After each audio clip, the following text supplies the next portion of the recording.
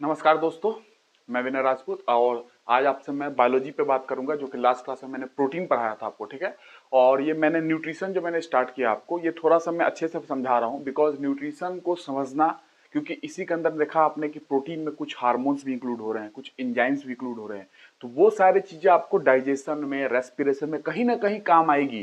ठीक है। लिपिड जब पढ़ाऊंगा आपको, लिपिड फैट जिसको बोलते हैं, वहीं पे स्टेरॉयड हार्मोन आ जाएंगे, टेस्टोस्टेरोन, प्रोजेस्टेरॉन, एस्ट्रोजन। तो ये सारी चीजें जो है ना, वहां पे जाके अचानक नाम सुनने से ना वो ध्यान में नहीं रहती है। तो जो चीजें जहां है, मैंने कोशिश किया कि उस स्तर पे आपको दे दूं जो आपके एग्जाम में आपके कॉन्सेप्ट समझने के लिए जरूरत है, जो आपके आगे की कॉन्सेप्ट आने वाली हैं, चाहे वो रेस्पिरेशन हो, चाहे डाइजेशन हो, चाहे रिप्रोडक्शन हो। वहां पे जितनी मैं बात करूंगा, ऑक्सीटोसिन की बात करूंगा, वैसोप्रेसिन की बात करूंगा, एंजियोटेंसिन की बात करूंगा, एंजियोटेंसिन 1, एंजियोटेंसिन 2 की बात करूंगा। तो बहुत सारी चीजों की मैं बात करूंगा, वहां पे मेलानिन की बात करूंगा।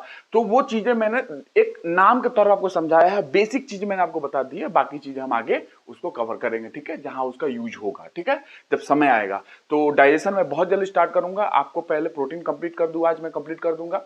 और आज आपको ये भी बताऊंगा कि मिल्क जो दूध है उसको गर्म कैसे किया जाता है। ठीक है ना, ये बहुत लैक ऑफ इंफॉर्मेशन होने के कारण दूध के गर्म करने पे डिपेंड करता है कि आपकी चाय की टेस्ट कैसे आएगी, वो देखना।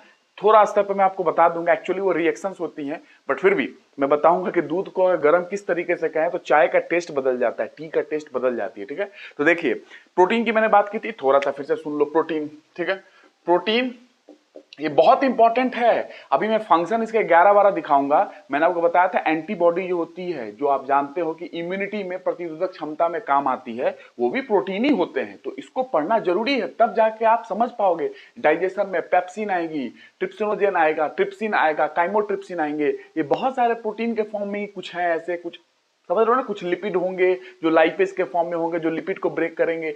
तो ये सारी चीजें न्यूट्रिशन में समझ लो। न्यूट्रिशन बहुत इंपॉर्टेंट पार्ट होता है। ठीक है ना, तब आके चीजें आपको समझ पाओगे। ये बेसिक चीजें हैं और इसे क्वेश्चन बनते हैं, अभी देखते जाओ, मैं बताऊंगा कितना चीजें। ठीक है, तो प्रोटीन मैंने बताया था आपको किस चीज से बना होता है। Carbon, hydrogen, oxygen, nitrogen, sulphur, phosphorus, iron, calcium, iodine, ये सारी चीजें होती है। बट ये मेन है, आपको पता है। बट सल्फर भी होता है, फास्फोरस भी होगा, आयरन भी होगा, कैल्शियम भी होता है, आयरन भी, आयोडीन भी होता है, कॉपर भी होते हैं। ये सारी चीजें होती हैं, ऐसा मत कह देना। जैसे मैंने कार्बोहाइड्रेट में बताया था, कार्बोहाइड्रेट में कार्बन, हाइड्रोजन, ऑक्सीजन, ठीक है, बताया था मैंने, 1:2:1 में होते हैं। बट एक्चुअली ये मोनोसेक्राइड के लिए फॉलो करता है।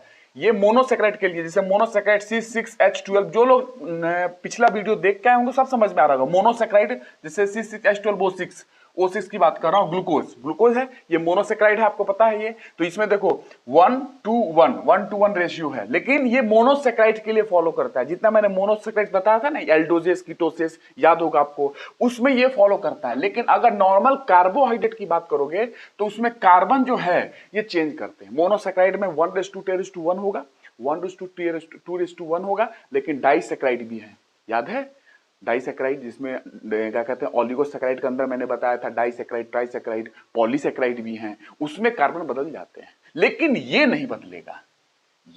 ये हमेशा कार्बोहाइड्रेट में आपको 2:1 में मिलेगा। हाइड्रोजन ऑक्सीजन का रेशियो 2:1 होगा, लेकिन कार्बन बदल जाते हैं। मोनोसेक्राइड में 1 रहता है, कोई भी मोनोसेक्राइड देख लो, लेकिन डाइसेक्राइड, ट्राइसेक्राइड में जाओगे, पॉलीसेक्राइड में, तो ये कार्बन बदल जाते हैं, इनका अनुपात बदल जाता है, लेकिन ये हमेशा वही रहता है। ठीक है ना, कार्बोहाइड्रेट के अंदर उसी तरीके से ये मैंने आपको समझाया, जो आपको ये समझना है। ठीक है, कार्बोहाइड्रेट में भी ऐसा नहीं है, बहुत स्पेशल कार्बोहाइड्रेट जो होते हैं, कॉम्प्लेक्स कार्बोहाइड्रेट जो होते हैं, उनमें भी नाइट्रोजन होता है, सल्फर होता है, ऐसा बात नहीं है, उनमें भी होता है कॉम्प्लेक्स वालों में। ठीक है, बट नॉर्मल ये फ्रेमवर्क है कार्बोहाइड्रेट का। आप जानते हो ग्लूकोज का फॉर्म जानते हो, C6H12O6। ठीक है, ये मोनोसेक्राइड है, तो इसमें आपने समझ लिया। कार्बन बदल सकते हैं मोनोसेक्राइड में, डाइसेक्राइड में, ट्राइसेक्राइड में, पॉलीसेक्राइड में कार्बन बदल सकते हैं, लेकिन कभी भी कार्बोहाइड्रेट में ये रेशियो नहीं बदलेगा, ये आपको वही मिलेगा, 2:1 में मिलेंगे। 2:1 में आपको हाइड्रोजन ऑक्सीजन का रेशियो मिलेगा, जैसे यहां भी देखो 2:1 है। ठीक है, ये तो सेम रहेगा, लेकिन ये बदल सकता है, कार्बन बदल सकता है। मोनोसेक्राइड में कार्बन 1 रहता है, कोई भी मोनोसेक्राइड उठा लो, जैसे ये देख लो ग्लूकोज 1:1 रेशियो दिख रहा है, तो मोनोसेक्राइड में यही रहेगा। लेकिन डाइसेक्राइड भी है, ट्राइसेक्राइड भी है, पॉलीसेक्राइड भी है, वहां कार्बन बदल जाएंगे। ठीक है, और ये सेम रहेगा, ये किसी भी कार्बोहाइड्रेट को देख लो सेम रहेगा, 2:1 में ही रहेंगे वो। ठीक है, तो ये आपको ध्यान रखना है। और बाकी ये प्रोटीन में देख लेना, इन चीजों से मिलकर बनते हैं। ठीक है ना। कार्बोहाइड्रेट में भी नाइट्रोजन होता है, फास्फोरस हो जाते हैं, सल्फर हो जाते हैं, ऐसा बात नहीं है, वहां पे भी रहते हैं कॉम्प्लेक्स कार्बोहाइड्रेट जो होते हैं।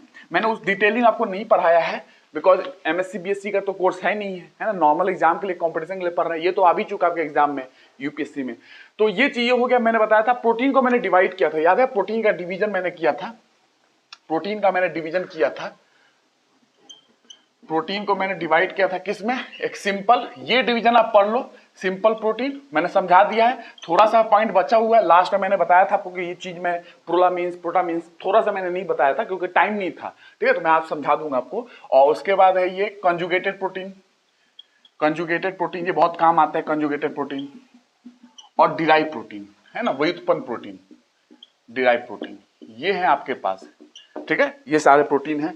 सिंपल प्रोटीन मैंने आपको समझाया था, याद है सिंपल प्रोटीन में जैसे एग्जांपल के तौर पे दो फॉर्म मैंने बताया था, है ना, ग्लोबुलर हो सकते हैं, 3D में स्पेरिकल हो सकते हैं, ग्लोबुलर का मतलब स्पेरिकल हो सकता है, और एक मैंने बताया था आपको फाइब्रस हो सकता है ना, फिलामेंटस हो सकता है, तंतु में रेशेदार हो सकता है।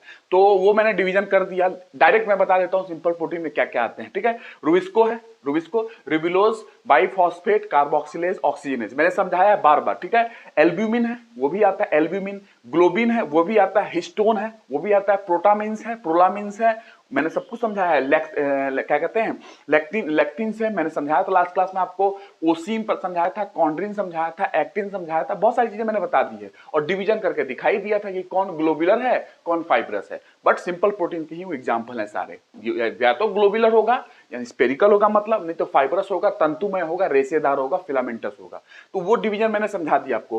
कंजुगेटेड प्रोटीन में हम लोग पढ़ेंगे, ये सिंपल प्रोटीन सिर्फ एमिनो एसिड के बने होते हैं, मैंने बताया था सिंपल प्रोटीन सिर्फ एमिनो एसिड्स के। कंजुगेटेड प्रोटीन की बात करेंगे अभी और डिराइव प्रोटीन की बात करेंगे, ठीक है। तो अभी समझ लेते हैं कि कंजुगेटेड प्रोटीन में कि पहले ये सिंपल प्रोटीन का दो एग्जांपल मैं आपको समझा दूं पहले, जो इंपॉर्टेंट भी है समझना है उसको, ठीक है ना, एग्जाम पॉइंट ऑफ व्यू से एप्लीकेशन है उसका। जैसे आप मुझसे लोग पूछते हैं अंटार्कटिका में मछलियां इतनी कम टेम्परेचर पे कैसे रह लेती हैं, तो वो कैसे रह लेती है कंजुगेटेड प्रोटीन समझाऊंगा ना, वहां पे बताने वाला हूँ।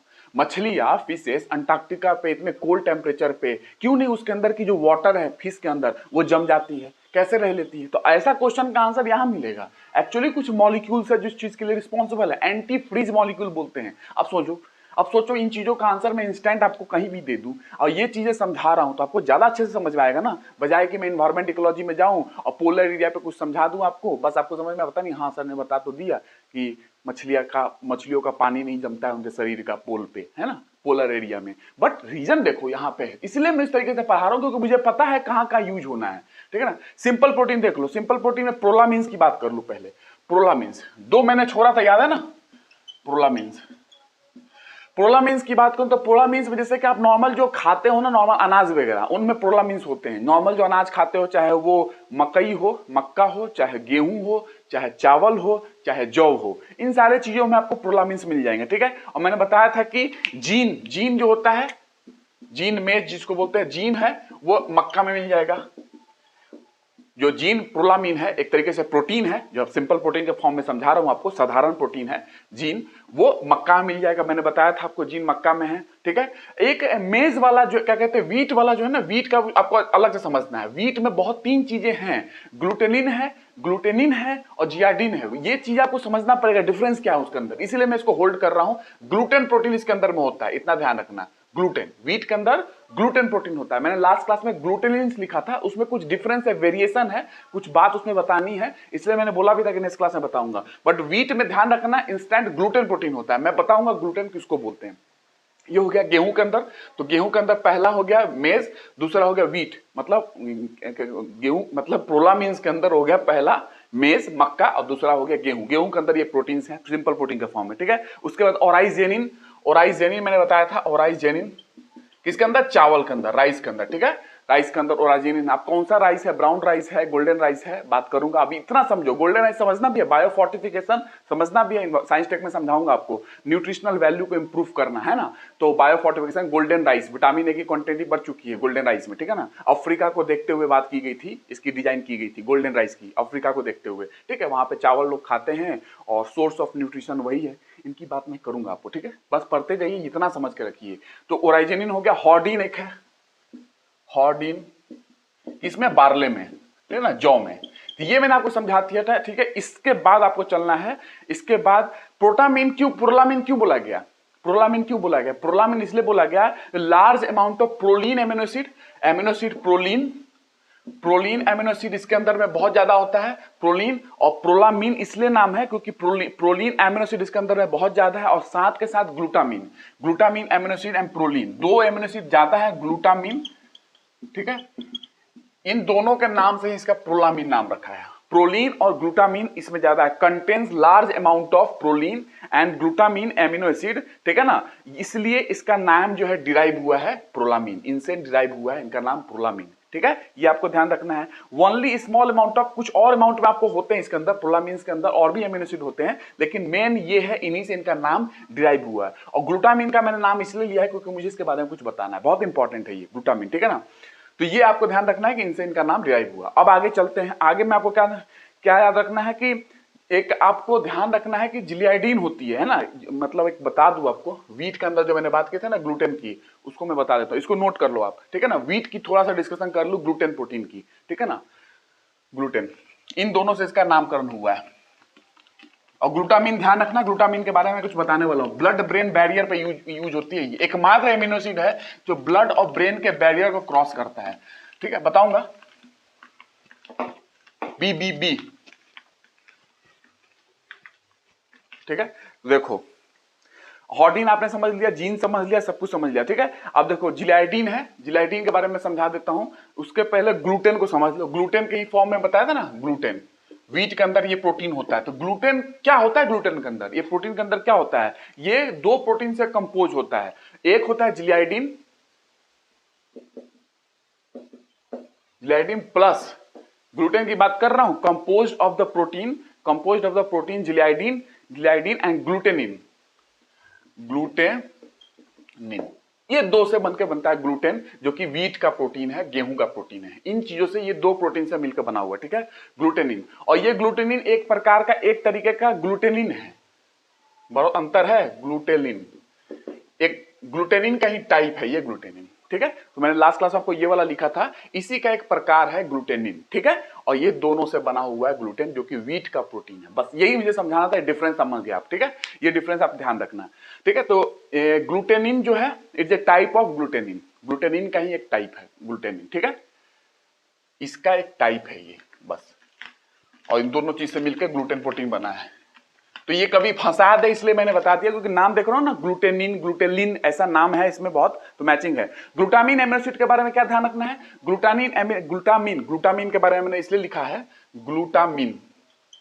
ग्लूटामीन एमिनो एसिड जो है, ये एमिनो एसिड मैंने बताया था 300 से ज्यादा होते हैं नेचर में, मैंने बहुत सूख समझा भी दिया है। Glutamine amino acid is the only amino acid capable of crossing blood brain barrier. बस इतना ध्यान रखना, ब्लड, ये समझाऊंगा आपको जब मैं ब्रेन पढ़ाऊंगा, ब्लड ब्रेन बैरियर को क्रॉस करता है, ठीक है, एकमात्र एमिनो एसिड है जो कि ब्लड ब्रेन बैरियर को क्रॉस करता है। इसीलिए जिसको ब्रेन में कुछ प्रॉब्लम हो जाती है ना, जल्दी दवाएं काम नहीं करती हैं, क्योंकि ब्लड और ब्रेन के बीच में बैरियर है। दवाएं दोगे, दवाओं खाओगे, ब्लड में जाएगा, ब्लड में घुलेगा, फिर वो ब्रेन में जाना चाहिए, लेकिन बैरियर बना हुआ है। तो ब्लड से ब्रेन में हर दवाएं नहीं क्रॉस कर पाती, इसीलिए ब्रेन में जब कोई चीजें होती है तो जल्दी पेशेंट ठीक नहीं होते हैं, क्योंकि ब्लड और ब्रेन का बैरियर है, दवाएं जल्दी ब्रेन में नहीं जाती हैं, ठीक है ना। लेकिन ये ग्लूटामीन एमिनो एसिड चली जाती है, ठीक है ना, ब्लड ब्रेन बैरियर को क्रॉस कर लेती है, ठीक है। ये आपको ध्यान रखना है, बस इतना ही मुझे बताना था, ठीक है। और बाकी आपको आगे मैं बता दूंगा आपको आगे, ठीक है, जब मैं आपको पढ़ाऊंगा ब्रेन वगैरह, ठीक है, वहां पर थोड़ा सा बताऊंगा ब्लड ब्रेन बैरियर क्या होती है, ठीक है। हल्का सा ये क्वेश्चन आ सकता है, ब्लड ब्रेन बैरियर बहुत इंपॉर्टेंट है, ठीक है। इसके बाद हम लोग चलते हैं, इसके बाद ग्लूटेन प्रोटीन के बारे में एक चीज और बता दो। ग्लूटेन प्रोटीन के बारे में एक चीज और जान लो कि ये व्हीट में तो है, ठीक है। आप जो जानते हो ना कि फ्लोर जो होता है ना, आटा वगैरह जिससे आप बनाते हो, जैसे कि ये आप जानते हो कि ये ब्रेड वगैरह बनते हैं, इतने फूले हुए रहते हैं ना, जो खमीर से बनता है ना, तो खमीर वाला जो ब्रेड बनती है ईस्ट के द्वारा, फर्मेंटेशन से ब्रेड जो बनता है, वो ब्रेड में ग्लूटेन प्रोटीन जो आटे के अंदर होती है ना फ्लोर में, वो ग्लूटेन प्रोटीन ही इसके लिए रिस्पॉन्सिबल होता है कि उसके स्ट्रक्चर ऐसा है ग्लूटेन प्रोटीन का, उस फ्लोर के अंदर कि जब ईस्ट के द्वारा फर्मेंटेशन होती है तो उस स्ट्रक्चर में जो ग्लूटेन प्रोटीन के अंदर स्ट्रक्चर है, चेन लाइक स्ट्रक्चर नेटवर्क है, उसमें CO2 ट्रैप हो जाता है, कार्बन डाइऑक्साइड, और इसके कारण फूल जाती है ब्रेड। अब देखो ना, ब्रेड फूल जाती है, ग्लूटेन का ही रोल है। ग्लूटेन नहीं होता तो ऐसा नहीं हो पाता। भले ईस्ट करता है फर्मेंटेशन, CO2 प्रोड्यूस होती है उस रिएक्शन के दौरान, लेकिन उस CO2 को होल्ड करना है तो ग्लूटेन प्रोटीन के स्ट्रक्चर ऐसा है कि नेटवर्क लाइक स्ट्रक्चर है, चेन लाइक स्ट्रक्चर, उस चेन लाइक स्ट्रक्चर में CO2 ट्रैप हो जाता है और उसके कारण ब्रेड फूल जाती है, ठीक है ना। इसलिए तो ग्लूटेन प्रोटीन का रोल है, ग्लूटेन जो मैंने बताया आपको व्हीट के अंदर जो प्रोटीन होती है उसका रोल भी है, ठीक है ना। बेकिंग इंडस्ट्री में मतलब बहुत फायदा है। ग्लूटेन नहीं होता तो ऐसा नहीं हो पाता। भले ईस्ट खमीर कितना भी फर्मेंटेशन कर ले, CO2 प्रोड्यूस कर ले, ट्रैप तो करना पड़ेगा ना CO2 को, तब तो फूलेगा ना। इसीलिए इडली वगैरह भी जानते हो आप, सब जगह फर्मेंटेशन होती है, ठीक है। तो वही है, ग्लूटेन प्रोटीन का रिस्पॉन्सिबिलिटी यहाँ पे है कि ये चीजें वो करता है, ठीक है ना। ट्रैप होती है, उसकी स्ट्रक्चर ऐसी है, चेन लाइक मॉलिक्यूल है, उसकी स्ट्रक्चर ऐसी है कि उसके अंदर नेटवर्क है कि जो वो ट्रैप कर लेता है, जाल है जो CO2 को ट्रैप कर लेता है और इसके कारण फूल जाती है ब्रेड, ठीक है। तो ये आपको ध्यान रखना। बाकी आगे चलते हैं, देख रहे हो एप्लीकेशन, एप्लीकेशन देख रहे हैं ना आप, ऐसे है। बट मैं तो इतना कर रहा हूं कि आपको बस बेसिक नाम बता दूं जो आपको आ सकते हैं। प्रोटामीन, ये दो मैंने चीज आपको लास्ट में समझाया नहीं था, बाकी तो मैंने बहुत हद तक समझा दिया, बाकी उसका यूज भी करना अपने को। प्रोटामीन की बात करते हैं। Protamine found in salmon, salmon fish जानते हो, salmon fish found in salmon and herring, herring fish. अब हेरिंग का क्यों नाम लिया, हेरिंग फिश पे फूड चेन में क्वेश्चन आ चुका है IAS के अंदर, UPSC में। हेरिंग पे आपने देखा होगा क्वेश्चन आए हुए हैं कि आपने देखा होगा डाई आइटम्स, क्रस्टेशियंस और हेरिंग्स, ये फूड चेन का श्रृंखला पे आया था क्वेश्चन। डाई आइटम्स एक प्रकार का अलगी होते हैं, ठीक है, और उसके डाई आइटम्स के बारे में बताऊंगा कि वो एक तरीके से पादप जगत का रत्न बोले जाते हैं डाई आइटम्स। तो डाई आइटम्स क्रस्टेशियंस, क्रस्टेशियंस में क्रैब, केकड़ा जो वगैरह होते हैं, है ना, ये सारी चीजें आती हैं। क्रैब आता है और क्रेफिश आते हैं। उसके बाद हैरिंग्स, ये एक है डायटम्स, क्रस्टेशियंस, हैरिंग्स, ये फूड चेन है, खाद्य श्रृंखला है। तो हैरिंग्स लार्ज फिश होती है, बड़ी मछलियां होती हैं, ये आपका फूड चेन में आ चुका है। और हैरिंग्स के, हैरिंग जो मछली होती है उसमें प्रोटामीन पाया जाता है, इसका ध्यान रखना है। न्यूक्लिक एसिड में भी होता है, न्यूक्लिक एसिड मैंने बताया था स्पर्म के न्यूक्लियस में होता है, याद है, स्पर्म के न्यूक्लियस में, शुक्राणु के न्यूक्लियस में। तो न्यूक्लिक एसिड, DNA RNA जानते हो ना, तो स्पर्म के न्यूक्लियस में होता है वहां पे, ठीक है। तो ये प्रोटामीन वहां पे भी पाए जाते हैं। तो साल्मन फिश, हेरिंग फिश और न्यूक्लिक एसिड में पाया जाएगा, ठीक है। क्लूपिन, क्लूपिन एक तरीके का आपका हेरिंग फिश स्पर्म से निकलता है। क्लूपिन, क्लूपिन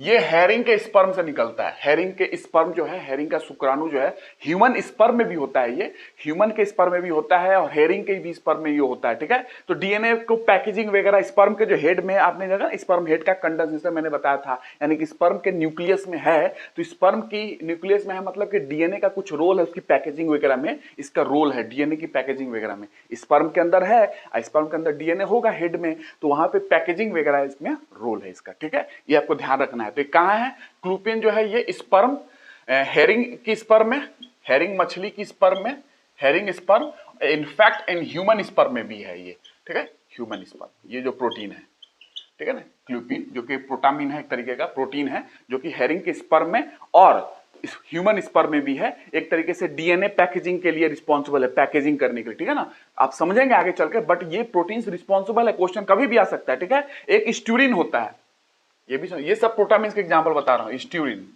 ये भी मछली से निकलता है, स्ट्यूरिन ये भी एक मछली से ही निकलता है। स्टर्जियन मछली है, स्टर्जियन, अभी मछली का नाम मैं बताऊंगा जो मैं किंगडम पर आऊंगा। स्टर्जियन एक तरीके का फिश है, मछली है, ठीक है। यहां से ये स्ट्यूरिन निकलता है और ये एक तरीके से अल्कलाइन प्रोटीन है। स्ट्यूरिन जो है क्षारीय प्रोटीन है, अल्कलाइन प्रोटीन है, usually occurring in combination with nucleic acid. ये न्यूक्लिक एसिड के कॉम्बिनेशन में एग्जिस्ट करता है।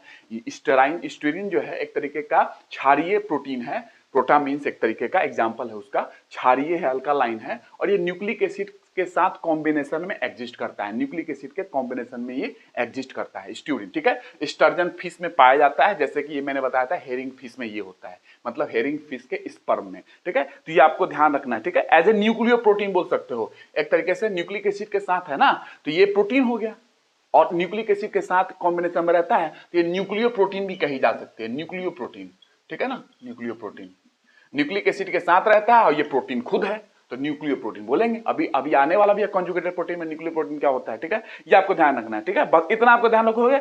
अब एक जैसे प्रोटामीन एक और है साल्मीन प्रोटान, साल्मीन सालमन के स्पर्म से निकलता है, ये सालमन फिश है ना, इसके स्पर्म से साल्मीन SALMINE साल्मीन एक तरीके का प्रोटामीन ही है, जैसे कि ये बताया उसी तरीके से सालमन फिश के स्पर्म से भी निकलता है साल्मीन, ये ध्यान रखना है साल्मीन, ठीक है, इतना ध्यान रखना है। और उसके बाद आगे बताता हूं, एक ड्रग होती है बहुत इंपॉर्टेंट आने वाला, हेपारिन मैंने बताया था, हिपैरिन बताया था, एंटीकोगुलेंट होती है, ब्लड के अंदर थक्का नहीं जमने देती है, एंटीकोगुलेंट है, ब्लड को थक्का नहीं होने देती है। म्यूकोपॉलीसेकेराइड में मैंने पढ़ाया था, याद है म्यूकोपॉलीसेकेराइड में, कुछ याद होगा तो फिर याद होगा, मजा आएगा आपको, तो वही बताने वाला हूं कि हेपेरिन जो होती है, देखो ड्रग जो होता है, एक ड्रग है प्रोटामीन सल्फेट, जैसे प्रोटामीन है ना, यहीं से एक ड्रग है, मान लो यहीं से के नाम से निकलेगा प्रोटामीन सल्फेट,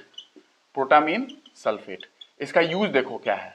प्रोटामीन सल्फेट एक तरीके का ड्रग है, ठीक है, ये ड्रग जो है प्रिपेयर किया जाता है from the sperm of various fishes, बहुत सारी मछलियों के स्पर्म, मैंने बार बार बताया कि स्पर्म के न्यूक्लियस में प्रोटामीन होते हैं, तो ये फिश के स्पर्म से ही देख रहे हो ना सारी जगह से, तो the drug protamine sulphate prepared from the sperm of various fishes, बहुत सारे मछलियों के फिशेस के स्पर्म से निकाली जाती है, और इसको एंटीडॉट की तरह यूज करते हैं। एंटीडॉट मतलब किसी टॉक्सिन के इफेक्ट को न्यूट्रलाइज करना, एंटीडॉट की तरह यूज करते हैं इसको, ठीक है, प्रोटामीन सल्फेट को एंटीडॉट की तरह यूज करते हैं। और ये कहां पर यूज होता है एंटीडॉट मतलब किसी चीज के इफेक्ट को न्यूट्रलाइज करना है, कोई चीज ज्यादा हो गया, टॉक्सिन है, पॉइजन है, उसके प्रभाव को कम करो, एंटीडॉट है। प्रोटामीन सल्फेट एक तरीके का एंटीडॉट है to overdose of heparin anticoagulant है, अगर उसकी ओवरडोज बॉडी में हो गई, अगर बॉडी में हेपेरिन एंटीकोगुलेंट की ओवरडोज हो गई, कुछ दवाओं के थ्रू हो सकती है, आपने दवा ले ली, मैं उस डिटेलिंग में नहीं जा रहा हूं, बट इतना समझ जाओ, अगर हेपेरिन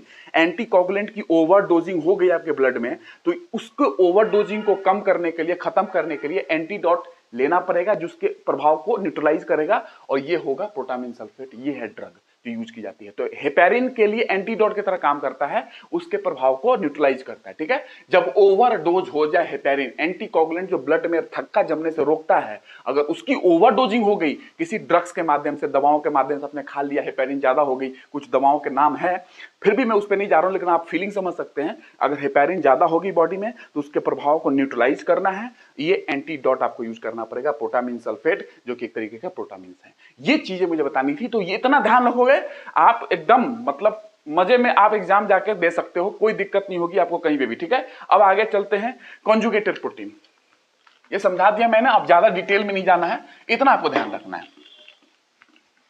यही मुझे बताना था, इसीलिए मैंने लास्ट क्लास में आपको बताया नहीं था, मुझे टाइम लगता 5-10 मिनट इसलिए, ठीक है। और निश्चिंत से पढ़ो, देखो पढ़ाई ऐसी चीज है कि निश्चिंत से करोगे तो होगा, क्योंकि बहुत बड़ी दुनिया है, बहुत कुछ पढ़ने को हो चुका है, ठीक है ना, और बहुत कुछ पूछा भी जा रहा है, कहीं से कहीं उठा कर कुछ भी पूछ दे रहे हैं। आपको क्या लग रहा है मैंने कुछ भी ऐसा चीज बताया आपको? इसके अंदर में घुसता तब जाके आपको हो सकती है, इसके अंदर ही बहुत सारी चीजें, मैं दवाओं का नाम बताने लगूं कि कौन सा है, किस दवाओं से हेपेरिन ज्यादा हो जाता है, तो ओवर है, ठीक है ना, क्योंकि एग्जाम की इतनी रिक्वायरमेंट नहीं है, लेकिन इतना तो आपको पूछा सकता है ना, हिपैरिन के प्रभाव को एंटीडॉट क्या यूज करते हैं, अगर हिपैरिन का ओवरडोज हो गया तो एंटीडॉट के फॉर्म में क्या यूज करते हैं, प्रोटामीन है, प्रोटामीन सल्फेट है, कुछ भी क्वेश्चन आ सकता है, ठीक है, ये ड्रग होते हैं एक तरीके से जो यूज किया जाता है। अब आ जाओ कंजुगेटेड प्रोटीन, जो कि कॉम्प्लेक्स प्रोटीन के फॉर्म में है, जटिल है ये, वो तो सिंपल था कंजुगेटेड प्रोटीन जो कि सिर्फ एमिनो एसिड से बना हुआ है, वो सिंपल प्रोटीन सिर्फ एमिनो एसिड से बने हुए हैं, लेकिन कंजुगेटेड प्रोटीन में ऐसा है कि इसमें प्रोटीन पार्ट भी होगा, प्रोटीन पार्ट के साथ साथ इसमें कुछ अदर पार्ट भी होगा, मतलब कंजुगेटेड है, प्रोटीन पार्ट भी इसके अंदर होगा, प्लस नॉन प्रोटीन पार्ट भी होगा, अदर्स के फॉर्म में नॉन प्रोटीन पार्ट, तो प्रोटीन तो है ही लेकिन नॉन प्रोटीन पार्ट भी इसमें जुड़ा हुआ है, तो इसको कंजुगेटेड बोले हैं, कॉम्प्लेक्स प्रोटीन बोले, जैसे ग्लाइकोप्रोटीन, ठीक है। पहला ग्लाइकोप्रोटीन, इसका एग्जांपल के फॉर्म में स्टार्ट करते हैं, ग्लाइकोप्रोटीन पहला इसमें हमने एग्जांपल के फॉर्म में स्टार्ट किया कि क्या क्या इसका एग्जांपल हो सकते हैं कंजुगेटेड प्रोटीन की, ग्लाइकोप्रोटीन, ठीक है। अब ग्लाइको का मतलब क्या है, ग्लाइकोप्रोटीन मतलब कार्बोहाइड्रेट और प्रोटीन, प्रोटीन तो है, नॉन प्रोटीन पार्ट मतलब कि कार्बोहाइड्रेट हो गया जो कि प्रोटीन नहीं है, तो कार्बोहाइड्रेट और प्रोटीन से मिलकर बना हुआ है ये, प्रोटीन प्लस कार्बोहाइड्रेट, समझ में आ गया, नॉन प्रोटीन पार्ट है ये कार्बोहाइड्रेट, ठीक है, इंपॉर्टेंट इसलिए है ये हार्मोन आपको डील करना है, खूब डील करना है। देखो हार्मोन, ये ग्लाइकोप्रोटीन कितने हार्मोन होते हैं आगे पढ़ाऊंगा, यहां सुन के चलो, तब तो आपको समझ में आएगा ना। वहां पे हार्मोन में एफएसएच बोल दूं, एलएच बोल दूं, एससीजी बोल दूं, क्या समझ में आएगा? ये ग्लाइकोप्रोटीन के एग्जाम्पल है वो सारे हार्मोन। ठीक है, तो जैसे कि हार्मोन्स के एग्जाम्पल लो, ग्लाइकोप्रोटीन के हार्मोन के एग्जाम्पल कौन कौन है? ग्लाइकोप्रोटीन में हार्मोन्स हैं जो एग्जाम्पल हैं इसके, जैसे कि FSH follicle stimulating hormone, FSH पढ़ाऊंगा, पिट्यूटरी पे आने दो, पीयूष ग्रंथि पे, एफएसएच। एलएच का सर्ज होता है ओव्यूलेशन जब होता है ना, ओव्यूलेशन जब इस क्या कहते हैं ओवा निकलती है, ओव्यूलेशन जब होता है उस समय भी फीमेल में जो ओव्यूलेशन होता है उस समय एलएच का सर्ज होता है पहले, एलएच ल्यूटिनाइजिंग हार्मोन, ये भी एक तरीके का ग्लाइकोप्रोटीन है। समझ रहे हो? देखो कहां पे आ रही है, इसका यूज होना है लेकिन पढ़ना यहां पे है, तब जाकर समझ में आएगा। थायराइड स्टिमुलेटिंग हार्मोन एंड बात कर लो इस ह्यूमन क्रोनिक गोनाडोट्रोपिन, आपको पता होगा एससीजी हार्मोन, सब यहीं पे है, ग्लाइकोप्रोटीन के एग्जांपल है। ठीक है, ब्लड ग्रुप के एंटीजन, आपको पता है ब्लड ग्रुप में एंटीजन कहां होते हैं? Plasma membrane of RBC, RBC के प्लाज्मा मेम्ब्रेन, आरबीसी एक कोशिका है तो उसका प्लाज्मा मेम्ब्रेन होगा, उसके प्लाज्मा मेम्ब्रेन पे ब्लड ग्रुप के प्रोटीन धसे होते हैं। मैंने बताया था ना प्लाज्मा मेम्ब्रेन पे प्रोटीन्स होते हैं, कोई धसे होते हैं, कोई बाहर होते हैं। तो ब्लड ग्रुप वाले जो प्रोटीन होते हैं एंटीजन, वो प्लाज्मा मेम्ब्रेन के किसके? आरबीसी के प्लाज्मा मेम्ब्रेन पे होते हैं, वो भी एक प्रकार का ग्लाइकोप्रोटीन है, वो भी एक प्रकार का ग्लाइकोप्रोटीन है। Blood group protein antigen, blood group के एंटीजन, रुधिर वर्ग के एंटीजन जो होते हैं वो भी ग्लाइकोप्रोटीन के एग्जांपल है। सोचो ये सब तो पढ़ना है ब्लड ग्रुप में, ठीक है ना। ग्लोबुलिन्स ऑफ ब्लड, ब्लड के जो ग्लोबुलिन्स होते हैं, ग्लोब्यूलिन्स ऑफ ब्लड, ब्लड में ग्लोबुलिन्स होता है, एल्ब्यूमिन होता है, मैंने बताया था सीरम एल्ब्यूमिन वो भी है। ये ग्लोबुलिन्स की बात कर रहा हूं, ग्लोबुलिन्स ऑफ ब्लड, ब्लड में जो स्लाइबा होते हैं, स्लाइबा लार, उसमें म्यूसिन होता है, म्यूसिन भी इसी का एग्जांपल है। कभी भी क्वेश्चन आ जाएगा म्यूसिन कहां पाया जाता है, म्यूसिन इन सलाइवा, क्या रोल होता है डाइजेशन में, आने तो बता दूंगा, म्यूसिन इन सलाइवा। ठीक है, serum antigen, serum antigen, antigens antibody generating substance बोलते हैं। एंटीजन का मतलब होता है ऐसा सब्सटेंस जो एंटीबॉडी को जनरेट कर दे, एंटीबॉडी के प्रोडक्शन को स्टिमुलेट कर दे, उसको बोलते हैं एंटीजन। इम्यूनिटी में पढ़ाऊंगा, बट देख लो सब यहां आ रहा है एग्जांपल के फॉर्म में। ठीक है, प्लाज्मा मेम्ब्रेन पे ग्लाइकोप्रोटीन होते हैं, मैंने बताया था बार बार, बहुत एग्जांपल लिखा है कि कोशिका झिल्ली पे ग्लाइकोप्रोटीन होते हैं, ये भी लिख सकते हो यहाँ पे ग्लाइकोप्रोटीन प्लाज्मा मेम्ब्रेन पे। सेल वॉल में भी होता है, याद है सेल वॉल में भी ग्लाइकोप्रोटीन होता है। और एक जो मुझे बताना है यहाँ पे, antifreeze substance, antifreeze glycoprotein भी होते हैं, ये मुझे बताना था। ठीक है ना, एंटी फ्रीज ग्लाइकोप्रोटीन, ग्लाइकोप्रोटीन, ये इसको समझाना है। मुझसे लोग पूछते रहते हैं कि कैसे इतने कोल्ड टेम्परेचर पे, ठंडा है पोलर एरिया, और वहां पे कैसे मछलियां रह लेती हैं। ठीक है, बाकी आपको जानता है पोलर बियर है, तो इसकी तो जिक्र बाद में करूंगा, आज मछलियों की जिक्र करता हूं और इससे आप रिलेट कर सकते हैं डिफरेंट एनिमल में भी। ठीक है, एंटी फ्रीज सब्सटेंस क्या है? देखो एंटी फ्रीज कोई भी सब्सटेंस होता है एक तरीके का, ग्लाइकोप्रोटीन है यहाँ पर समझ लिया, मैं नॉर्मल एक तरीके से बता रहा हूं आपको। एंटी फ्रीज एनी सब्सटेंस, कोई भी ऐसा सब्सटेंस है जो lower the freezing point of water, 0 degree Celsius पे वाटर फ्रीज हो जाता है, 0 डिग्री सेल्सियस पर वाटर फ्रीज हो जाता है, उसको और लोअर कर देता है। एंटी फ्रीज है, फ्रीज को एंटी कर रहा है, रोक रहा है कि नहीं 0 डिग्री पर मैं फ्रीज नहीं होने दूंगा, और नीचे जाओ माइनस में जाके। पानी अगर -10 डिग्री सेल्सियस पे फ्रीज होने लगे तो भैया एंटी फ्रीजिंग हुई ना उसके अंदर ऐसी कैपेबिलिटी आ गई कि 0 डिग्री पे फ्रीज नहीं हो रहा है। नॉर्मल तो 0 डिग्री पे पानी फ्रीज हो जाती है, जम जाती है, लेकिन उसको और नीचे टेम्परेचर पर ले जाके अगर रखा जाए और तो भी फ्रीज ना हो, वो इसके कारण हो सकता है, एंटी फ्रीज ग्लाइकोप्रोटीन के कारण। ठीक है, तो ये सुनिए, antifreeze any substance that lowers the freezing point of water के फ्रीजिंग पॉइंट को लोअर करता है, और उसके कारण protecting a system from the ill effect of, किसी भी सिस्टम को, किसी भी बॉडी को इल इफेक्ट प्रोटेक्ट करता है, protecting the system from the ill effect of ice formation के इल इफेक्ट से प्रोटेक्ट करता है। क्योंकि अगर मछली में आइस बन गया, पानी जम गई तो बचेगी नहीं, तो प्रोटेक्ट कर रहा है, आइस फॉर्मेशन के इल इफेक्ट से प्रोटेक्ट कर रहा है किसी भी सिस्टम को, किसी भी बॉडी को, किसी भी लिविंग ऑर्गेनिज्म को। वो होते हैं एंटी फ्रीज सब्सटेंस, जो कि एक ग्लाइकोप्रोटीन के फॉर्म में आपको मैं बता रहा हूं यहाँ पे। ठीक है, तो anti freeze such as ethylene glycol, आपने नाम सुना है?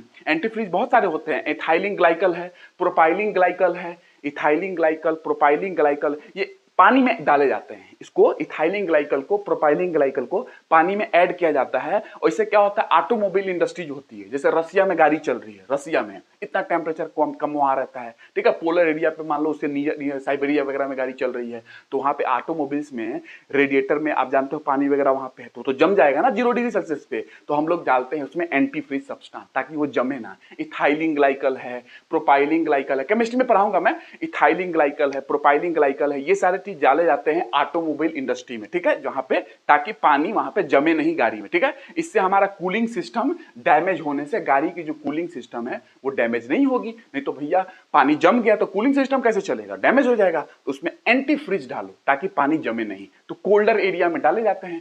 तो वो तो हमारा हो गया ऑटोमोबाइल इंडस्ट्री में हम करते हैं। लेकिन आपको इतना ध्यान रखना है कि मैं यहां पर आपको बता दे रहा हूं कि ये एंटीफ्रीज ग्लाइकोप्रोटीन मछलियों के अंदर होता है।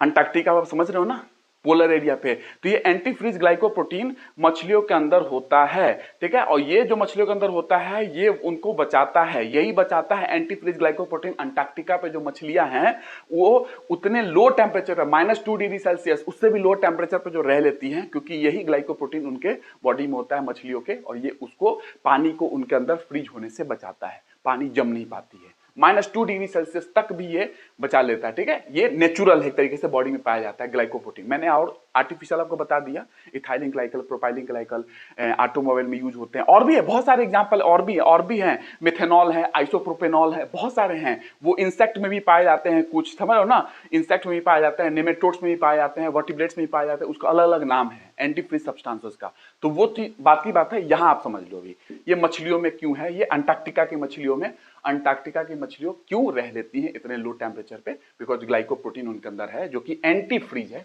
पानी को फ्रीज होने से रोकता है, ठीक है। तो इसके कारण उनकी पानी जमेगी नहीं बॉडी की, तो वो जी पाएंगी वहां पे। ये आपको समझना था। अब आगे चलते हैं दूसरा, समझ रहे हो ना। बाकी आने तो एनवायरमेंट इकोलॉजी में भी बताता रहूंगा, केमिस्ट्री में पूरा के बता दूंगा मैं, एंटीफ्रीज सब्सटेंस कहां कहां कैसे कैसे, गाड़ी में जैसे मैंने बताया तो वहां पे भी बताऊंगा आपको कि कैसे वहां पे होती है, ठीक है। वैसे इंसेक्ट वगैरह में भी होते हैं, ट्रेहलोसुगर मैंने बताया था ना, उनके साथ मिलकर के बहुत सारा काम होता है इंसेक्ट वगैरह में, नेमाटोड्स में, क्रस्टेशियंस में। लेकिन अब फिर वहां अगर मैं चालू हो गया बताना तो बहुत ज्यादा टाइम लग जाएगी, तो मैं धीरे धीरे आपको बता जरूर दूंगा, ठीक है। बट यहाँ पे मैंने आपको बताया ग्लाइकोप्रोटीन के बारे में जितना यहाँ जरूरी था। लाइपोप्रोटीन ये भी एक एग्जाम्पल है, दूसरा नंबर एग्जाम्पल। पहला एग्जाम्पल पर है कॉन्जुगेटेड प्रोटीन का ग्लाइकोप्रोटीन, दूसरा हम लोग पढ़ रहे हैं लाइपोप्रोटीन। आपको समझ में आ रहा है, protein plus non protein part. तो प्रोटीन दिख रहा है, प्रोटीन तो होगा ही इसके अंदर, प्लस नॉन प्रोटीन पार्ट क्या है, लाइपो, मतलब कि फैट, लिपिड एक तरीके से, ठीक है। तो ये आपको ध्यान रखना है, प्रोटीन प्लस लिपिड, इनसे मिलकर बना है लाइपोप्रोटीन। तो प्रोटीन पार्ट हो गया, नॉन प्रोटीन पार्ट ये हो गया। ये तो प्रोटीन नहीं है ना, लिपिड है। ये पढ़ाने वाला भी हूं आपको, ठीक है। बहुत इंपॉर्टेंट, स्टेरॉइड्स वगैरह बहुत इंपॉर्टेंट, इसको पढ़ना है। वैक्स वगैरह जो है ना पढ़ना है, मोम वगैरह जो होती है, बी वैक्स जानते हो ना, मधुमक्खी का वैक्स, यही पे पढ़ाऊंगा लिपिड में, ठीक है। और भी बहुत सारे वैक्सेस के बारे में बात करूंगा। तो ये protein plus non protein part, ठीक है। सेल मेम्ब्रेन, सेल मेम्ब्रेन पे होता है कि नहीं, phospholipid, glycolipid.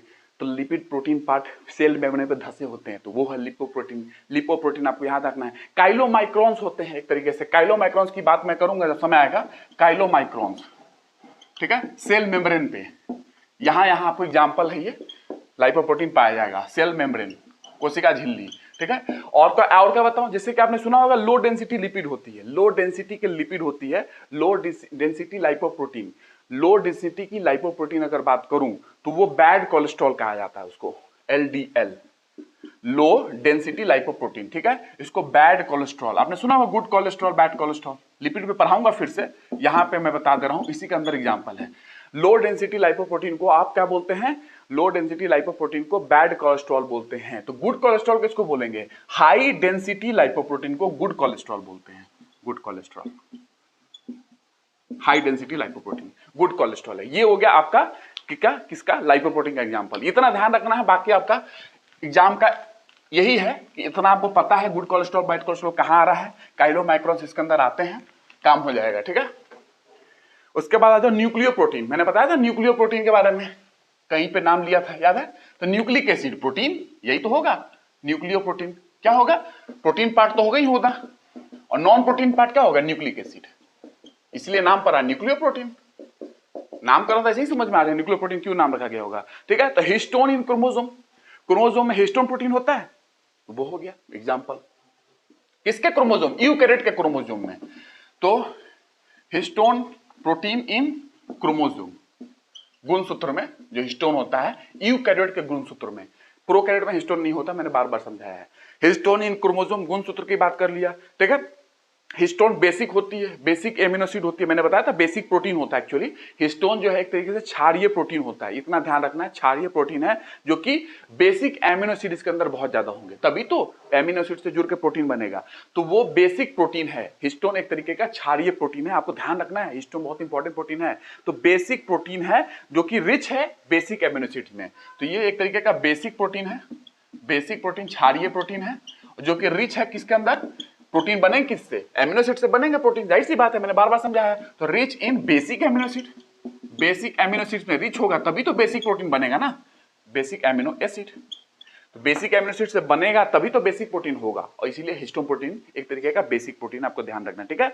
Basic amino acid से बना हुआ, जैसे बेसिक एमिनो एसिड क्या है, लाइसिन वगैरह हो गया, आर्जिनिन हो गया, ये सारे लाइसिन आर्जिनिन वो सारे बेसिक एमिनो एसिड है, उन्हीं से बना है बेसिक प्रोटीन हिस्टोन, ठीक है, ये आपको ध्यान है। उसके बाद न्यूक्लियो प्रोटीन, न्यूक्लियो प्रोटीन जैसे example nucleo protein, nucleo protein, ठीक है। न्यूक्लियो प्रोटीन आपको ध्यान रखना है, न्यूक्लियो प्रोटीन जो होते हैं, ठीक है, तो न्यूक्लियो प्रोटीन इसके अंदर है, प्रोटामीन्स भी इसके अंदर आते हैं, प्रोटामीन मैंने बताया था ना, प्रोटामीन्स याद है, न्यूक्लियो प्रोटीन के फॉर्म में न्यूक्लिक एसिड के साथ होता है, न्यूक्लिक एसिड के साथ होता है, मैंने बताया था, तो प्रोटामीन्स भी इसी के एग्जांपल है, आपको ध्यान रखना है, ठीक है। ये आपको ध्यान रखना है। राइबो न्यूक्लियो प्रोटीन, ये राइबो न्यूक्लियो प्रोटीन है, राइबो। अब राइबो न्यूक्लियो प्रोटीन मैंने राइबोसोम में बताया आपको, राइबोसोम एक तरीके का पार्टिकल फॉर्म में बोला जाता है, उसका नाम भी है ribo nucleo protein particle, ribosome का प्रोटीन फैक्ट्री भी है, but ribo nucleo protein particle, तो उसमें राइबो न्यूक्लियो प्रोटीन पार्टिकल इसको बोलते हैं क्योंकि उसके अंदर राइबो न्यूक्लिक एसिड भी होता है और प्रोटीन भी होता है, ठीक है। तो राइबो न्यूक्लिक एसिड मतलब कि न्यूक्लिक एसिड भी है उसके अंदर में, प्रोटीन भी है, ठीक है, इसीलिए तो राइबो न्यूक्लियो प्रोटीन इसी के अंदर आते हैं, न्यूक्लियो प्रोटीन के अंदर, ठीक है। और इसका एग्जाम्पल हो जाएगा राइबोसोम। राइबोसोम में आरएनए होता है और प्रोटीन होता है, आरएनए इन द सेंस की न्यूक्लिक एसिड है ना, आरएनए एक तरीके का डीएनए आरएनए, और प्रोटीन होता है, इसीलिए राइबो न्यूक्लियो प्रोटीन आप याद रखना कि राइबोसोम को भी बोलते हैं क्योंकि राइबोसोम में न्यूक्लिक एसिड प्लस प्रोटीन होता है, न्यूक्लिक एसिड मतलब आरएनए होता है, ribo nucleic acid plus protein, इसलिए उसको राइबो न्यूक्लियो प्रोटीन पार्टिकल भी बोलते हैं, आरएनपी पार्टिकल, मैंने बताया भी था, अभी राइबोसोम में पढ़ाने वाला हूं, आ जाएगा डिटेल में, ठीक है। ये हो गया आपका बेसिक, ठीक है, आपको ध्यान रखना है न्यूक्लियो प्रोटीन के बारे में, ये न्यूक्लियो प्रोटीन हो गया, तीसरा नंबर था ये, तीसरा लिख दोगे यहाँ पे। अब चौथा स्टार्ट करते हैं, ठीक है। प्रोटामीन मैंने पहले बताया था कि न्यूक्लियो प्रोटीन होते हैं, प्रोटामीन समझा तो मैंने दिया ही है, ठीक है।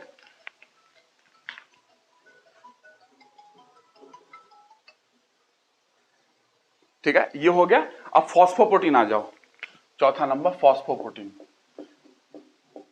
फॉस्फोप्रोटीन, ठीक है।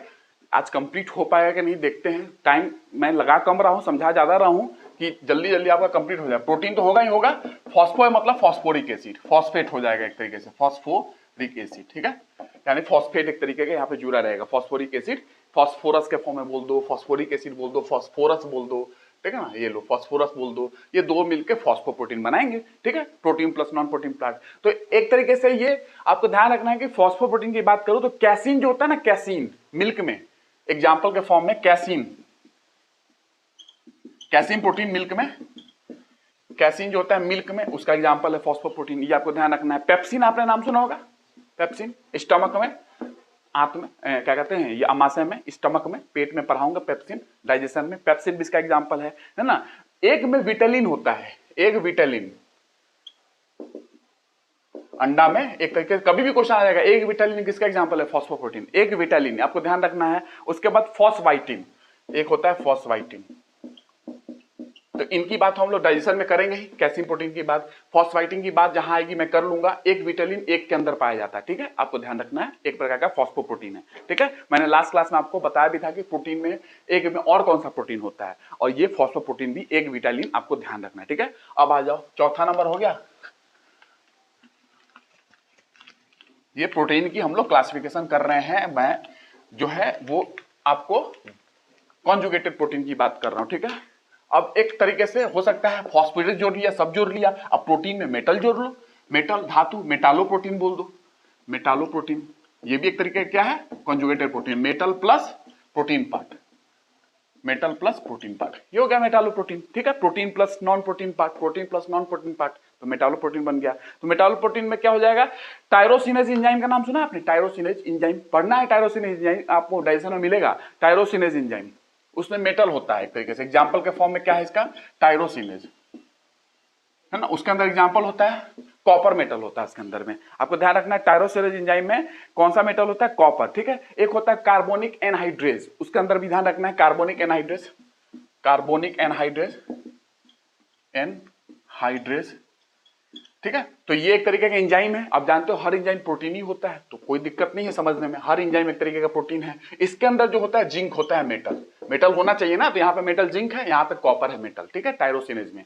ठीक है। तो ये आपको ध्यान रखना है। 2 उसका साइटोक्रोम होता है, आपने नाम सुना होगा हेमोग्लोबिन, साइटोक्रोम, हेमोग्लोबिन और साइटोक्रोम दोनों में, साइटोक्रोम एंड हेमोग्लोबिन दोनों में क्या होगा, आयरन, आयरन एक मेटल होगा यहाँ पे, ठीक है। तो आयरन यहाँ पे मेटल के फॉर्म में यहाँ आयरन है, ठीक है। हेमोग्लोबिन और साइटोक्रोम। इंसुलिन का नाम सुना आपने, इंसुलिन, इंसुलिन, इंसुलिन, उसके अंदर जिंक होता है, जिंक, जिंक। इंसुलिन एक तरीके का एंजाइम है, आपको पता है इंसुलिन एक प्रोटीन भी है, एंजाइम प्रोटीन ही होते हैं, आपको बताया मैंने बार बार, ठीक है। तो इंसुलिन में जिंक होता है, मेटल की तरह धातु के फॉर्म में जिंक होता है, ये ध्यान रखना। कभी पूछ लेगा इंसुलिन में कौन सा धातु होता है, जिंक, ऐसे पूछ लिया जाएगा। हेमोग्लोबिन में कौन सा होता है, आयरन, ये तो पता होता है सबको। टायरोसिनेज एंजाइम में कॉपर, यही सब चीज आपसे कभी पूछ ली जा सकती है। ये आपको डाइजेशन में पढ़ना भी है, एंजाइम वगैरह, इंसुलिन वगैरह पढ़ना नहीं है, डायबिटीज में इंसुलिन नहीं पढ़ोगे तो वहां पे पढ़ना भी है। अब आ जाओ एक तरीके से 6ठे नंबर पे क्रोमोप्रोटीन, क्रोमोप्रोटीन, ठीक है ना। 6 नंबर आपका है क्रोमोप्रोटीन, 6ठा नंबर क्रोमोप्रोटीन। क्रोमा मीन्स क्या होता है, कलर, पिगमेंट, है ना। क्रोमोसोम, गुणसूत्र, क्यों नाम पड़ा क्रोमोसोम, क्यों नाम पड़ा, क्रोमा मीन्स कलर होता है, उसको कलर किया जा सकता है गुणसूत्र को, इसीलिए नाम पड़ा क्रोमोसोम, गुणसूत्र। तो क्रोमा मीन्स पिगमेंट या कलर, है ना, ये आपको ध्यान रखना है। तो प्रोटीन, प्रोटीन तो होगा ही होगा, प्लस कौन सा पार्ट होगा, क्रोमो मतलब पिगमेंट होगा, पिगमेंट, पिगमेंट पार्ट हो जाएगा, कलर पार्ट, पिगमेंट, पूरा नाम मैं लिख दो, पिगमेंट ऑफ प्रोस्थेटिक ग्रुप बोलते हैं, ठीक है। तो pigment of coloured prosthetic group, ठीक है, पिगमेंट ऑफ कलर्ड प्रोस्थेटिक, ये आपको शायद प्रोस्थेटिक ग्रुप समझ में ना आए, बट अभी ध्यान रखना पिगमेंट एक तरीके से होता है, ठीक है, कलर के फॉर्म में, और ये प्रोटीन दो मिलकर क्रोमोप्रोटीन बनाते हैं, ठीक है। ये आपको ध्यान रखना। एग्जांपल के फॉर्म में कहोगे, एग्जांपल के फॉर्म में फ्लेवोप्रोटीन होता है एक तरीके से, फ्लेवोप्रोटीन, एग्जांपल लो, ठीक है, फ्लेवोप्रोटीन, ठीक है।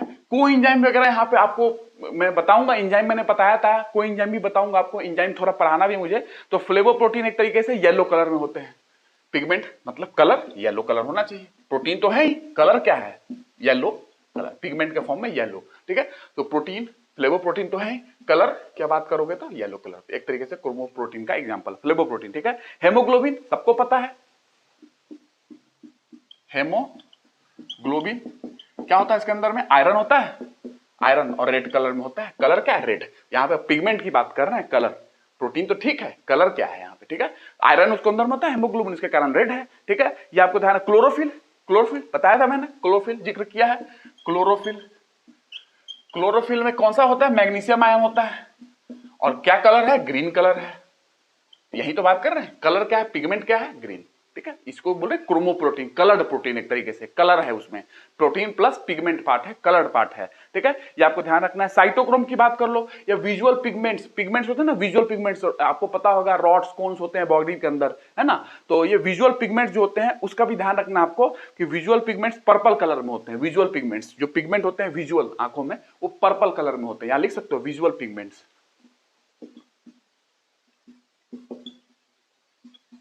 पर्पल कलर में, वो भी प्रोटीन होता है। रॉड्स कोन आप जानते हो ना, बॉडी में अंदर होते हैं रॉड्स कोन, है ना, आंखों के अंदर, वो आपको पता होगा रेटिना में, तो वो विजुअल पिगमेंट जो होते हैं पर्पल कलर में है, ठीक है, विजुअल पिगमेंट। साइटोक्रोम मैंने अभी बताया था, हेमोग्लोबिन के टाइप का ही साइटोक्रोम, उसमें भी आयरन है, मैंने बताया था, हेमोग्लोबिन में भी आयरन है, इसमें भी है, तो ये क्या होगा, रेड कलर होगा, जाहिर सी बात है।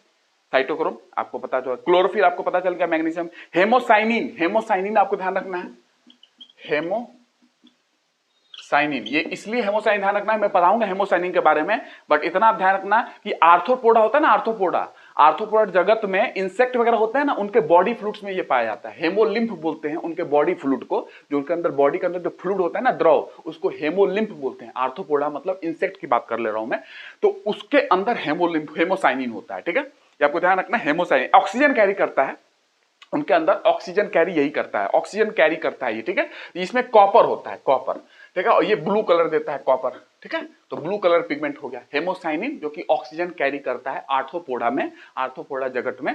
आप फाइलम देखोगे तो उसके अंदर इंसेक्ट वगैरह आते हैं, आपको पता होगा, बहुत बड़ा लार्जेस्ट फाइलम है आर्थ्रोपोडा, आपको पता है, मच्छर वगैरह भी उसी में आते हैं। तो ये सारी चीजें जब किंगडम पर आऊंगा तो आएगा ही वो।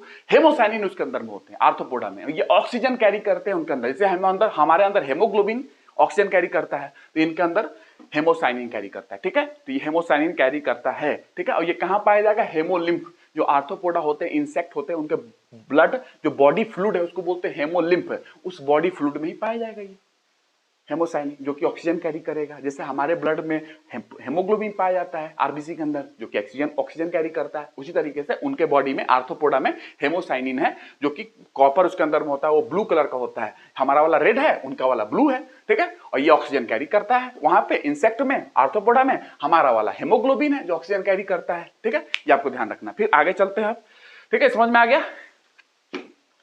अब ज्यादा प्रोटीन में ही जाऊंगा, फ्लेवो प्रोटीन में भी आपका को एंजाइम के फॉर्म में FAD, FAN, flavo adenine dinucleotide, flavo adenine क्या कहते हैं न्यूक्लियोटाइड, ये भी होते हैं एक तरीके से को एंजाइम के फॉर्म में, ठीक है ना, वो फ्लेवो प्रोटीन में आ जाते हैं, वो मैं उतना नहीं कवर कर रहा हूं, ठीक है ना, एक जगह मैंने फ्लेवो प्रोटीन की बात भी आपसे की है, ठीक है, ये हो गया। अब उसके बाद आ जाओ डिराइव प्रोटीन, डिराइव प्रोटीन में बात करना है, ये चीज समझ में आ गया सारा, ठीक है, तो ये आपको ध्यान रखना है। क्रोमोप्रोटीन आपने समझ लिया, ग्लाइकोप्रोटीन आपने समझ लिया। देखो म्यूकोप्रोटीन भी होते हैं, म्यूकोप्रोटीन मैंने नहीं बताया, ग्लाइकोप्रोटीन बताया ना, तो ग्लाइकोप्रोटीन मैंने बताया था प्रोटीन प्लस कार्बोहाइड्रेट, याद है ग्लाइकोप्रोटीन में, तो कार्बोहाइड्रेट की परसेंटेज के हिसाब से भी बात किया जाता है कि कार्बोहाइड्रेट का परसेंटेज 4% से कम है तो ग्लाइकोप्रोटीन बोलेंगे, जो मैंने पढ़ाया ना, उसमें कार्बोहाइड्रेट कितना होगा, 4% से कम, वो ग्लाइकोप्रोटीन है। अगर कार्बोहाइड्रेट 4% से ज्यादा हो गया तो म्यूकोप्रोटीन बन जाएगा, बस इतना अंतर है। म्यूको मैंने नहीं बताया ना, लो सुन लो, म्यूकोप्रोटीन, म्यूकोप्रोटीन मैंने नहीं बताया, ग्लाइकोप्रोटीन मैंने बता दिया शुरुआत में, याद है। तो इसमें ग्लाइकोप्रोटीन में क्या होगा, प्रोटीन होगा, कार्बोहाइड्रेट होगा, तो कार्बोहाइड्रेट 4% से कम होगा,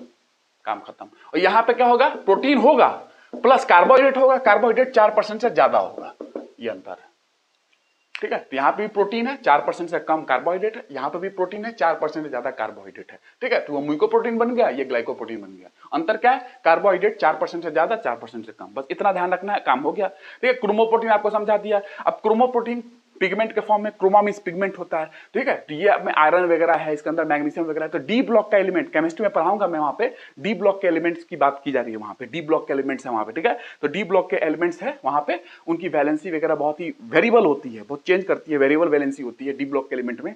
तो आयरन वगैरह मैंने बताया ना, आयरन वगैरह आपको मैंने बताया, वो सारी चीजें, हेमोग्लोबिन मैंने बताया, वो सारी चीज इसके अंदर में, ठीक है।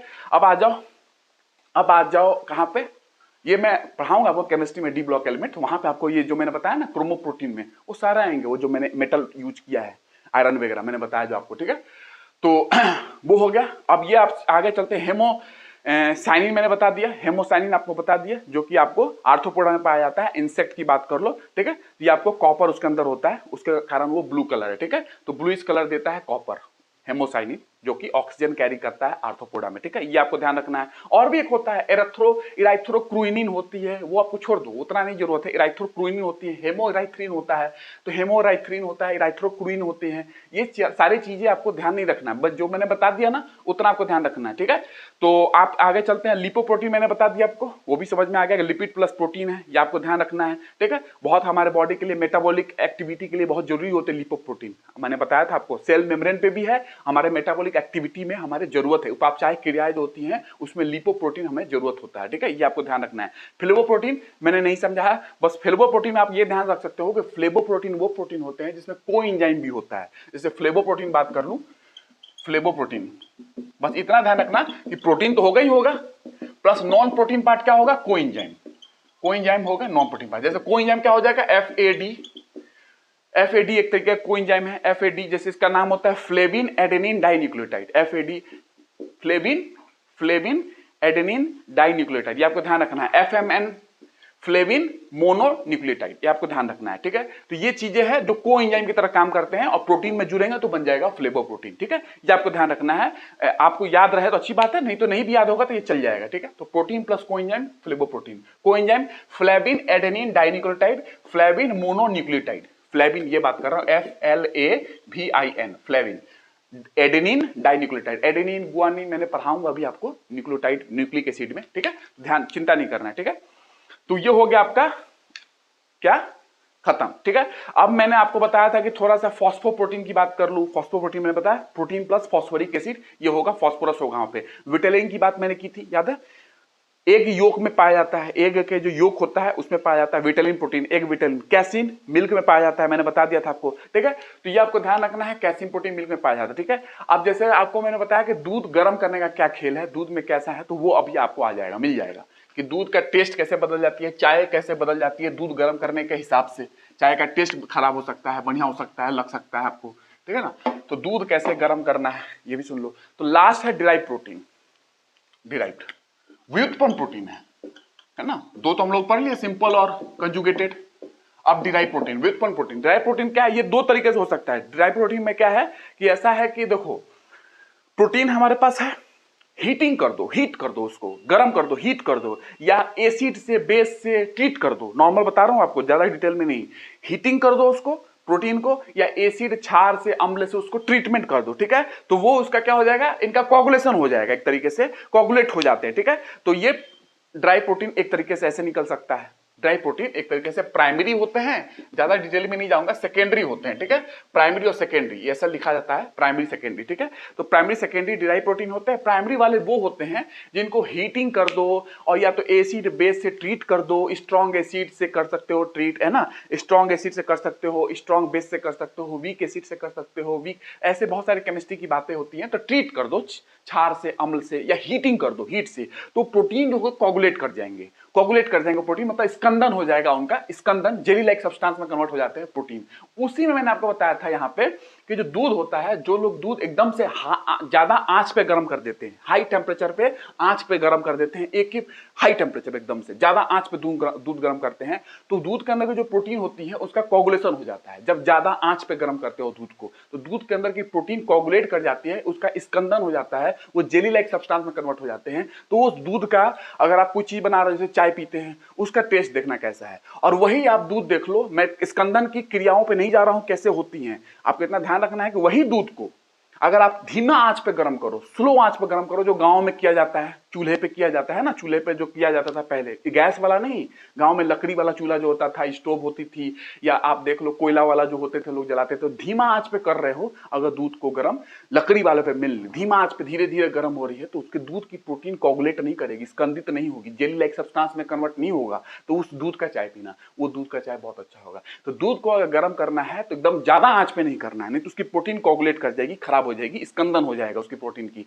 धीमा आंच पे करोगे, उसकी दूध की क्वालिटी, उसकी प्रोटीन अच्छी रहेगी। बस इतना ध्यान रखना है। इसलिए कभी भी दूध को धीमे आंच पे गर्म करोगे, जो कि हमारे पुराने जमाने में होता था, हमारे जो घरों में, गांवों में ये सारा काम होता था, धीमे आंच पे दूध को गर्म करना। उससे हम उसके अंदर की प्रोटीन स्कंदित नहीं होती है, कोगुलेट नहीं करती है, जेली लाइक सब्सटेंस में कन्वर्ट नहीं होती है, तो उसका चाय बहुत बेहतरीन बनेगा, टेस्ट में अच्छा चाय लगेगा उसका पीने में, है ना। तो ये चीज मैंने बताना था, ठीक है, आपको ध्यान रखना। बाकी चीजें धीरे धीरे समझते जाएंगे। अभी मैं, इसका प्रोसेस है, एक्चुअली रिएक्शन है कि किस टेम्परेचर पे दूध का टेस्ट बदल जाता है, दूध की फंक्शनल स्ट्रक्चरल प्रॉपर्टी बदल जाती है। वो रिएक्शंस केमिस्ट्री की रिएक्शन में नहीं जा रहा हूं, बट आपको समझ में आ गई है कि दूध को कैसे गर्म करना है, उसके प्रोटीन की क्या हाल हो रही है ज्यादा आंच पे गर्म कर रहे हो तो, ठीक है, और उससे चाय का क्या प्रभाव पड़ रहा है, ठीक है। तो ये आपको ध्यान रखना है। उसके बाद आप चलते हैं आगे।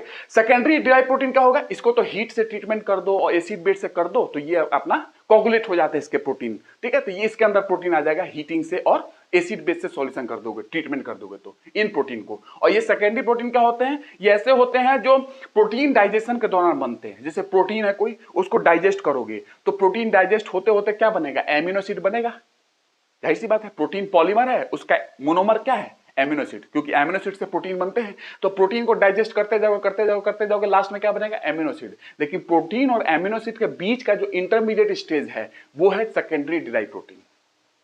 प्रोटीन और एमिनो एसिड डाइजेस्ट होते होते एमिनो एसिड बनेगी, उसके बीच का जो इंटरमीडिएट प्रोडक्ट है, क्या क्या इंटरमीडिएट में आ रहा है बीच में, वो सारे सेकेंडरी डिराइव प्रोटीन है ये। तो जैसे प्रोटीन को डाइजेशन करोगे, प्रोटीन में पढ़ाऊंगा मैं डाइजेशन में, प्रोटीन डाइजेस्ट करोगे तो प्रोटीन डाइजेस्ट होकर प्रोटियोसिस बनते हैं, प्रोटियोसिस पेप्टोन बनते हैं, पेप्टोन हायर पेप्टाइड बनता है, हायर पेप्टाइड स्मॉलर पेप्टाइड बनता है, स्मॉलर पेप्टाइड डाइपेप्टाइड बनता है, डाइपेप्टाइड एमिनो एसिड बनता है लास्ट में। तो ये है डाइजेशन। तो प्रोटीन की बात करोगे तो प्रोटीन अगर डाइजेशन करना स्टार्ट कर दोगे, सेकेंडरी प्रोटीन में क्या होगा, प्रोटीन डाइजेशन के दौरान जो बीच में इंटरमीडिएट प्रोडक्ट बनेंगे वो सारे सेकेंडरी डिराइव प्रोटीन है, ठीक है। तो प्रोटीन का डाइजेशन करोगे तो पहले क्या बनेगा, प्रोटियोसिस, पढ़ाऊंगा, चिंता नहीं करना है। प्रोटियोसिस, ये देखो प्रोटियोसिस। प्रोटियोसिस के बाद क्या होगा, ये कन्वर्ट होगा पेप्टोन में, पेप्टोन कन्वर्ट होगा हायर पेप्टाइड, बड़े पेप्टाइड में, ठीक है। बड़ा पेप्टाइड छोटा पेप्टाइड में कन्वर्ट होगा, छोटा पेप्टाइड डाइपेप्टाइड में कन्वर्ट होगा, और डाइपेप्टाइड एमिनो एसिड में कन्वर्ट होगा। तो ये डाइजेशन की क्रिया है। तो प्रोटीन और एमिनो एसिड के बीच का जो जितने इंटरमीडिएट आए थे ना, प्रोटियोसिस हैं, पेप्टोन्स हैं, ये सारे क्या है, डिराइव प्रोटीन। कौन से वाले, सेकेंडरी डिराइव प्रोटीन। तो ये वाला डाइजेशन के दौरान बनता है, ये वाला हीट ट्रीटमेंट के दौरान एसिड बेस से ट्रीटमेंट कर दो तब बनता है, ठीक है। प्राइमरी डिराइव प्रोटीन, ये इतना आपको ध्यान रखना है, काम खत्म, इट्स ओके, ठीक है। तो बाकी मिलते हैं नेक्स्ट क्लास में। अब लिपिड वगैरह पढ़ा दूंगा आपको, सारी चीज कंप्लीट हो जाएगी, फैट वगैरह। उसके बाद हम लोग पढ़ेंगे विटामिन वगैरह पढ़ना है, मिनरल्स कंप्लीट करना है। तब तक तुरंत मैं स्टार्ट भी कर दूंगा आपको डाइजेशन वगैरह, ठीक है। तो नेक्स्ट क्लास में मिलते हैं। आई होप समझ में आया होगा, और कोशिश है कि जितना आपको जरूरत है एग्जाम में, यूज कहाँ है मुझे पता है ना, इसलिए मैं उस तरीके से पढ़ा भी रहा हूँ। बायोलॉजी में आगे यूज है, प्रोटीन यहाँ पढ़ लोगे तो ये सारी चीज आपको समझ में आ जाएगी, ठीक है। तो ये सेकेंडरी डिराइव प्रोटीन आपने देख लिया, प्राइमरी देख लिया। डिराइव प्रोटीन है जो कि कैसे डिराइव हो रहे हैं, हीट ट्रीटमेंट के दौरान, और ये प्रोटीन डाइजेशन के इंटरमीडिएट स्टेज में जो आते हैं वो सेकेंडरी डिराइव प्रोटीन होते हैं, ठीक है। तो इस तरीके से आप प्रोटीन को डिराइव भी कर सकते हो। आपने कॉन्जुगेटेड प्रोटीन देखा, protein plus non protein part. आपने सिंपल प्रोटीन देखा जिसमें सिर्फ एमिनो एसिड होता है, वो सिर्फ एमिनो एसिड से बने होते हैं, वाटर सोल्यूबल होते हैं, मैंने आपको समझाया था, ठीक है। जिससे मैंने पेप्सिन बताया था, सिंपल प्रोटीन होता है पेप्सिन, ठीक है। याद है, पेप्सिन मैंने बताया था पहले क्लास में। बाकी नेक्स्ट क्लास में बात करते हैं। और राइबोसोम में बताने वाला हूं आपको, राइबोसोम कंप्लीट करेंगे, गोल्जी बॉडी कंप्लीट करेंगे, न्यूक्लियस कंप्लीट करेंगे, सेंट्रियोल्स कंप्लीट करेंगे, बस इतना हो गया। और सेल डिवीजन पढ़ लेना है थोड़ा सा, काम खत्म। उसके बाद हम लोग डाइजेशन में एंट्री कर जाएंगे, तब तक ये कंप्लीट भी हो जाएगा। डाइजेशन में जहां कंप्लीट करेंगे बहुत चीजें आसान हो जाएगी, फिर आगे हम लोग बहुत बढ़ जाएंगे, क्योंकि बेसिक हम लोगों ने अच्छे से पढ़ लिया, ठीक है। तो नेक्स्ट क्लास में बात करते हैं। आई होप मजा आया होगा। Thank you.